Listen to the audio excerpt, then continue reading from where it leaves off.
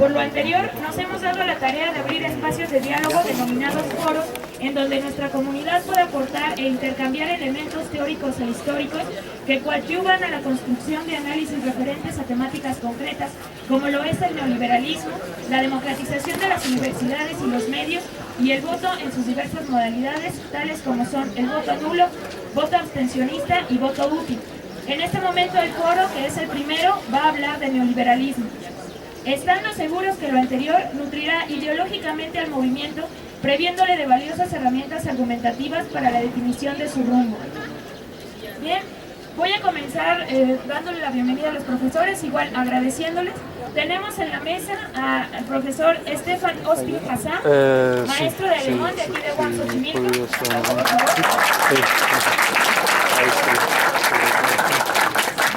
El profesor Salvador Ferrer, profesor de matemáticas y posgrado en economía.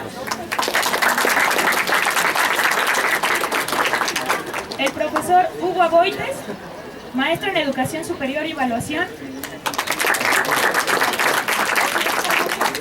El profesor Armando Pineda, especialista en economía internacional y macroeconomía.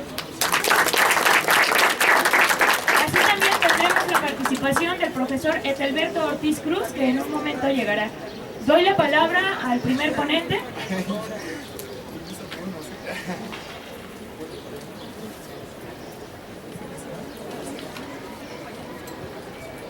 Muchas gracias por la invitación. La ponencia que elaboré se titula Las musas contra las urracas chachareras. En los últimos días han aparecido una serie de notas periodísticas de elogio a la situación en México, derivado de una campaña de public relations para edulcorar la situación que vive el país, esto en vísperas de lo que fue la reunión del Grupo de los 20. En contraste a esa edulcoración, el Instituto para la Investigación de Conflictos Internacionales de la Universidad de Heidelberg por primera vez incluyó a México como país en guerra franca en su reporte anual Conflict Barometer de diciembre de 2010, el único país del continente americano con esa clasificación, aunque un país más, Colombia, le pisa los talones con clasificación de guerra limitada. El reporte explica la colocación de México en la máxima categoría que compartió ese año con otros 5 países del mundo por el endurecimiento de los conflictos y la autoperpetuación de violencia masiva. Señaló que la guerra mexicana contra las drogas y la violencia entre los cárteles ha cobrado la vida de al menos 10,000 personas en el año de 2010. Además, choques especialmente entre fuerzas de seguridad y miembros de bandas de las drogas incrementaron dramáticamente en comparación con años anteriores, sumando varios cientos de incidentes a través de todo el país. El Conflict Barometer del año siguiente, del 2011, el que está vigente, México mantiene su liderazgo único en materia de guerra en el continente americano, con el segundo lugar, guerra limitada, firmemente en manos de Colombia. En México, el tipo de armas y armamento empleado, la dureza y duración de los enfrentamientos, la crudeza de la violencia y el desplazamiento masivo de la población, centenares de miles de personas forzadas por la violencia a la migración interna y externa, son característicos de una guerra. El investigador para la paz hamburgués Peter Locke ha incluso planteado que existen formas de violencia extrema más violentas que guerras, y que él ha calificado de violencia reguladora. La violencia reguladora, fase superior de la guerra. En un año, el número de países clasificados como en guerra por esa publicación aumentó de los 6 que había en 2010 a 20 en 2011.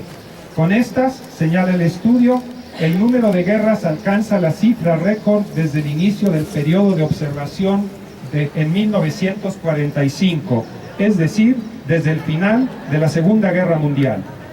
Es razonable aseverar que en el futuro inmediato los conflictos armados y la violencia generalizada aumentarán exponencialmente debido a que el neosocialdarwinismo, en el que se sustenta la cruzada de saqueo conocida como neoliberalismo, es una doctrina de guerra económica y de guerra social integrales que someten la vida social y política a intereses económicos particulares, al capitalismo de mercado, como hace ya más de 2 lustros apuntó el filósofo berlinés Horst Kurnetsky. Cito: proclamar la competencia total bajo la consigna laissez-faire convierte a la sociedad en un campo de batalla de intereses económicos particulares que produce amplias consecuencias.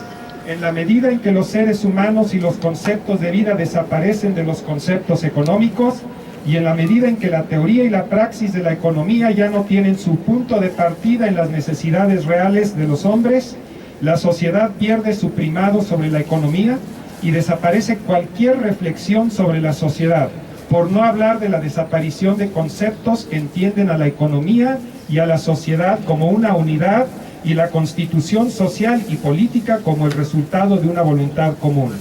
Bajo estas circunstancias, un contrato social concebido en cualquiera de sus formas ya no es el fundamento de la convivencia social.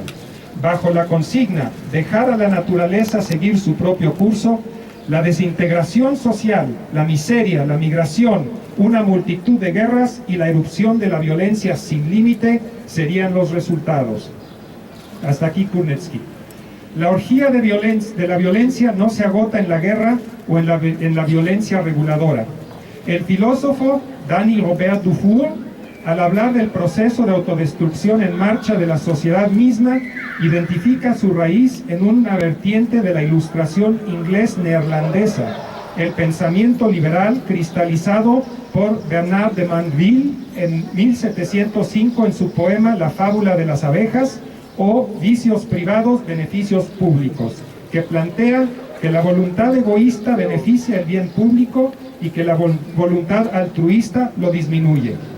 El desenlace de esta incitación desenfrenada de las pulsiones, llevada hasta sus últimas consecuencias, habría sido mostrado proféticamente en la época por el Marquis de Sade y retomado por Pier Paolo Pasolini en su film Salò, donde al inicio del film los oligarcas firman un pacto: no hay límites, just do it. Hoy esa incitación está en la base del credo neoliberal del divino mercado, como lo llama Dufour, o del santo mercado, como lo llamó Kurnetsky como 10 años antes de Dufour. La negación a esta incitación sin límites de dar rienda suelta a las pulsiones se encuentra también en la ilustración, es decir, en la ilustración aparece su negación también, lo contrario, en una forma dialéctica. Se encuentra en la Aufklärung de Immanuel Kant con su conocido imperativo categórico: obra de tal manera como si la máxima de tu acción debiera convertirse a través de tu voluntad en ley natural universal. Obra de tal manera que uses a la humanidad tanto en tu persona como en la de cada uno de los otros en todo momento, a la vez como fin, jamás solo como medio. Dicho a la inversa, si uno usa al otro solamente como herramienta, como medio para lograr un fin, es lógico esperar que el otro use a uno solamente como medio para lograr sus propios fines. La consecuencia es la tiranía absoluta del primado de la ganancia y el sometimiento absoluto de los seres humanos y de la vida social, su total instrumentalización para beneficio particular. Se acabó la sociedad, se acabó la amistad, el erotismo que queda liquidado y convertido en sexo. Queda la guerra de todos contra todos, dentro de casa, de la escuela, del barrio, de la ciudad, guerra dentro y entre ciudades, dentro y entre los municipios, dentro y entre provincias, dentro y entre países y bloques de países. Es en ese marco mundial de la globalización neoliberal en plena gran recesión, como ya ha sido calificado este momento histórico, que hay que ubicar lo que acontece en México. Las grandes rupturas sociales, económicas y políticas que los seres humanos enfrentarán en los próximos 3, 4 o 5 años son ahora inimaginables, como lo fueron los campos de exterminio nazi, cuando el Tercer Reich ya había cumplido lo que sería su vida media. Y después de media vida del Tercer Reich, todavía nadie se imaginaba los campos de exterminio. O la ausencia de pronóstico del inminente derrumbe del bloque soviético apenas 2 o 3 años antes de que aconteciera. El invocado destino pareciera haber decidido por fin darle gusto al llamado de toda la población mexicana que con frenesí religioso, generación tras generación, ha cantado y sigue cantando a pulmón abierto hasta la saturación, mexicanos al grito de guerra, desde la lactancia hasta la vejez, para enfrascarla en otro gran democidio y orgía de atrocidades históricos. La vida social en México está totalmente inmersa en una regresión de ensalvajizamiento integral colosal sin fin, del tipo sobre el cual el historiador Giambattista Vico alertaba ya hace casi 300 años y que calificó de barbarie ritornata.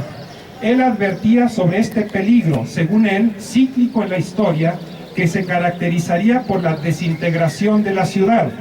Esta destrucción sería ejecutada por la propia sociedad, conforme ésta se empezaba a pudrir en lo que calificó de la enfermedad civil terminal, la corrupción rampante y extendida que genera la proliferación de facciones obstinadas, guerras civiles, la guerra de todos contra todos que conduce a la destrucción de las ciudades que devienen en bosques o selvas, y los bosques o selvas en guaridas y en cubiles de hombres. Cito a Kurnitsky otra vez.